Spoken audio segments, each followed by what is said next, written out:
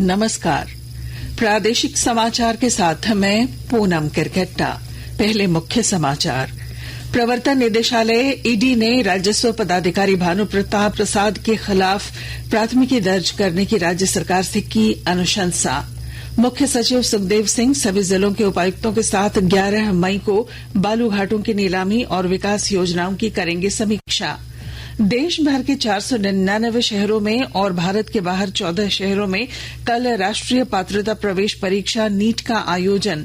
बंगाल की खाड़ी में बने चक्रवात मोचा के 9 मई तक तूफान में बदलने का अनुमान। झारखंड में भी असर की संभावना।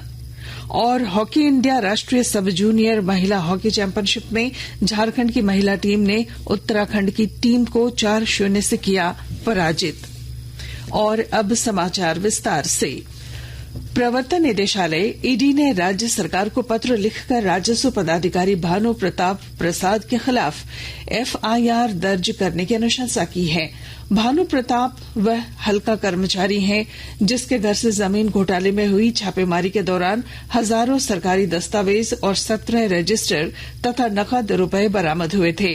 चेशायर होम रोड की बेशकीमती भूमि की खरीद बिक्री और म्यूटेशन में भी भानु प्रताप और बड़गाई अंचल अधिकारी की भूमिका संदिग्ध है। मुख्य सचिव सुखदेव सिंह 11 मई को राज्य में बालू घाटों की नीलामी की समीक्षा करेंगे। वीडियो कॉन्फ्रेंसिंग के जरिए वे राज्य के सभी जिलों के उपायुक्तों के साथ बैठक करेंगे। बैठक में बालू घाटों के अलावा डीएमएफटी फंड की भी समीक्षा होगी। वहीं अनावश्यक बैंक खातों को बंद करने और अधिग्रहित भूमि के म्यूटेशन की भी समीक्षा की जाएगी। इसके अलावा विकास योजनाओं की भी समीक्षा होगी। उल्लेखनीय है कि राज्य में 600 से अधिक बालू घाट हैं, जिसमें केवल 23 बालू घाटों की ही नीलामी हो सकी है।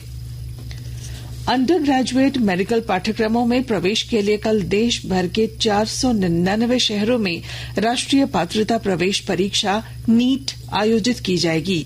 यह परीक्षा देश के बाहर 14 शहरों में भी आयोजित होगी। परीक्षा दोपहर बाद 2 बजे शुरू होकर शाम 5:20 तक चलेगी। गिरिडीह में खसरा और रूबेला संक्रमण से बचाव के लिए जिले में चलाए जा रहे एमआर टीकाकरण अभियान में गिरिडीह जिला अव्वल है। विस्तार से जानकारी दे रहे हैं हमारे संवाददाता। खसरा एवं रूबेला संक्रमण से बचाव के लिए गिरिडीह में एमआर अभियान के तहत टीकाकरण जारी है। डीसी नमन परेश लकड़ा ने बताया कि गिरिडीह जिला पूरे राज्य में टीकाकरण में प्रथम स्थान पर है। अधिकारियों को निर्देशित किया गया है कि किसी भी परिस्थिति में कोई बच्चा टीकाकरण से वंचित नहीं रह पाए। उन्होंने बताया कि 1 माह तक चलने वाले इस अभियान में 9 माह से 15 वर्ष आयु के सभी बच्चों को टीकाकरण करना है। डीसी लकड़ा ने सभी जनप्रतिनिधियों, सभी धर्म गुरुओं एवं आम जनता से अपील की है कि इस टीकाकरण में बढ़ चढ़कर भाग लें। रमेश प्रभाकर, आकाशवाणी समाचार, गिरिडीह। आकाशवाणी के ताजा तरीन समाचारों के लिए आप हमारी वेबसाइट newsonair.com पर लॉग ऑन कर सकते हैं। ताजा समाचार Twitter handle @AIR news alerts और Facebook page All India Radio news पर भी उपलब्ध है। आप प्रादेशिक समाचार एकांश के ट्विटर हैंडल @AIR News_Ranchi और फेसबुक, इंस्टाग्राम पेज तथा YouTube channel AIR news Ranchi पर भी हमारे बुलेटिन सुन सकते हैं। प्रादेशिक समाचार आप आकाशवाणी रांची से सुन रहे हैं। बंगाल की खाड़ी के दक्षिण पूर्व और इसके आसपास के क्षेत्र में चक्रवात बन गया है। इससे इस इलाके में 8 मई तक कम दबाव का क्षेत्र बनने की संभावना है। वहीं 9 मई के आसपास बंगाल की खाड़ी के दक्षिण पूर्व में गहरे दबाव का क्षेत्र बनने की आशंका है। इसके बाद यह दबाव एक चक्रवाती तूफान में तब्दील होने की संभावना है। इधर चक्रवाती तूफान का बंगाल और ओडिशा के अलावा झारखंड के कुछ हिस्सों में भी असर पड़ सकता है। प्रधानमंत्री के विचारों से प्रेरित होकर राजधानी रांची में कलाकारों को प्रोत्साहित करने के लिए आयोजित 3 दिवसीय सांसद सांस्कृतिक महोत्सव के दूसरे दिन आज आर्यभट्ट सभागार मोरहाबादी में राज्यपाल सीपी राधाकृष्णन समारोह में शामिल हुए। इस दौरान नवोदित कलाकारों ने सांस्कृतिक कार्यक्रम पेश किया। राज्यपाल ने विजेता प्रतिभागियों को पुरस्कृत किया। साहिबगंज में स्वच्छता पखवाड़ा कार्यक्रम के तहत आज सभी प्रखंडों में ग्राम स्तर पर ठोस और तरल कचरा प्रबंधन के लिए विभिन्न संरचनाओं का निर्माण किया गया। इस क्रम में विकास भवन परिसर में उप विकास आयुक्त प्रभात कुमार बर्दियार ने पौधारोपण किया। बता दें कि कार्यक्रम के तहत 5 से 10 मई तक गांव में मजदूर और राजमिस्त्री की पहचान की जा रही है। उन्हें बताया जा रहा है कि कचरा प्रबंधन के लिए नापेट का निर्माण, सोख्ता गड्ढा निर्माण और प्लास्टिक कचरा प्रबंधन के लिए बांस की संरचना का निर्माण करना है। लोहरदगा जिले के उपायुक्त बाघमारे प्रसाद कृष्णा ने आज विद्यार्थियों के एक दल को 4 दिवसीय ट्रैकिंग एंड नेचर स्टडी कार्यक्रम के लिए नेतरहाट रवाना किया। मौके पर जिला शिक्षा पदाधिकारी दास सुनंदा चंद्र मौलेश्वरी और जिला कल्याण पदाधिकारी नारायण राम ने कहा कि प्रकृति को नजदीक से जानने और समझने से जीवन में ये कार्यक्रम उपयोगी साबित होगा। सिमडेगा जिले में एस्ट्रोटर्फ स्टेडियम परिसर में नवनिर्मित इंडोर स्टेडियम का आज विधायक भूषण बाड़ा और कोरेबिरा विधायक विक्सल कोंगाड़ी ने उद्घाटन किया। विधायक विक्सल कोंगाड़ी ने कहा कि सिमडेगा जिले में आउटडोर गेम्स के साथ साथ इंडोर गेम्स को भी आगे बढ़ाने के लिए यह इंडोर स्टेडियम लाभकारी सिद्ध होगा। वहीं विधायक भूषण बाड़ा ने कहा कि जिलेवासी स्टेडियम का लाभ उठाकर बेहतर प्रदर्शन कर सकेंगे।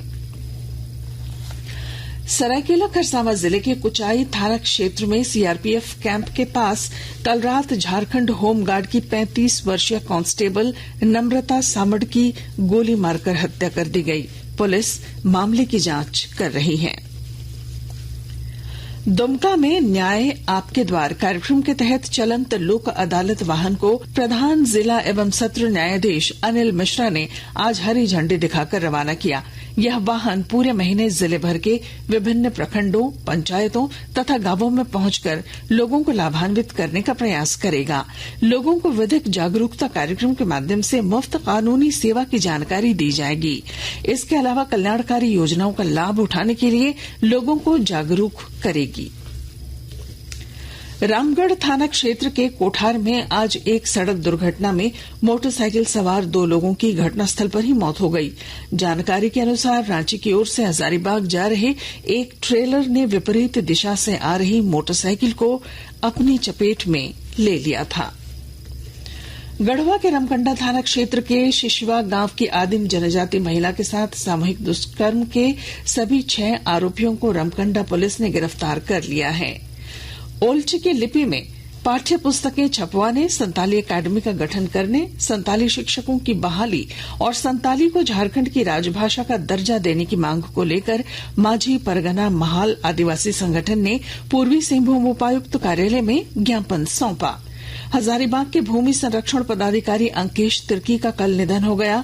कृषि मंत्री बादल पत्रलेख और कृषि सचिव अबूबकर सिद्दीक ने भी अंकेश तिर्की के निधन पर गहरा दुख व्यक्त किया है। गिरिडीह सांसद चंद्रप्रकाश चौधरी ने आज कोल इंडिया के नवनियुक्त चेयरमैन पीएम प्रसाद से मुलाकात की। कोयला क्षेत्र के विकास पर उन्होंने चर्चा की। हॉकी इंडिया राष्ट्रीय सब जूनियर महिला हॉकी चैंपियनशिप में झारखंड की महिला टीम ने आज शानदार जीत दर्ज की। ओडिशा के राउरकेला स्थित Birsa Munda international hockey stadium में 4 मई से खेले जा रहे इस टूर्नामेंट में झारखंड ने अपने पहले मैच में आज उत्तराखंड की टीम को 4-0 से पराजित कर दिया। टूर्नामेंट का समापन 14 मई को होगा। राउरकेला में उपस्थित हॉकी झारखंड के अध्यक्ष सह हॉकी इंडिया के महासचिव भोलानाथ सिंह ने झारखंड टीम के खिलाड़ियों को जीत की बधाई दी। और अब अंत में मुख्य समाचार।